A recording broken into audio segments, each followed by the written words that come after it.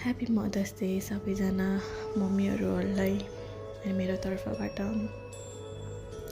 आज कस्तो भन्नै मन लाग्यो कि मनले थाम्नै सकेन यो कुरा। आज आमाको मुख हेर्ने दिन है।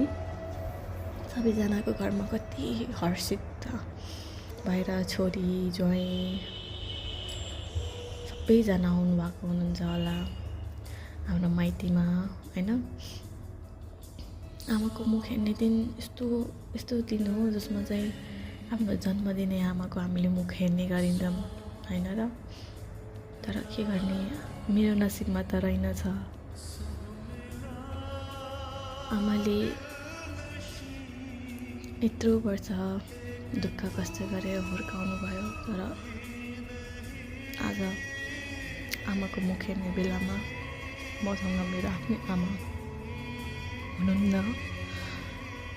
र यो चाडपर्वहरू आउँदाखेरि आफ्नो आमालाई एकदमै मिस गरिन्छ, एकदमै। त्यो कुराहरू हरेक पलमा मिस गरिन्छ उहाँलाई। चाहे आमाको मुख हेर्ने दिन होस् या त दसैँ, कुनै चाडपर्व आए पनि।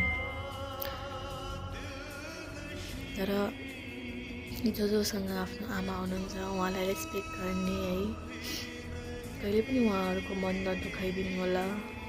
तर आमाले आफ्नो छोराछोरीको कहिले मन दुखेको हेर्न सक्दैन।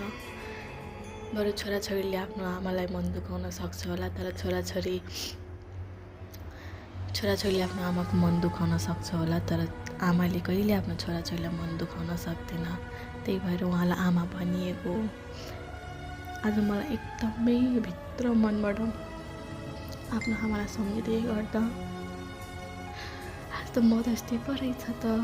तर के गर्ने, मदर्स डे भनेर आफ्नो आमै साथमा छैन।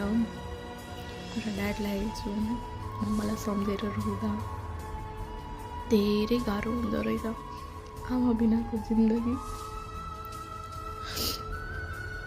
एकदमै गाह्रो हुँदो रहेछ साथीहरू।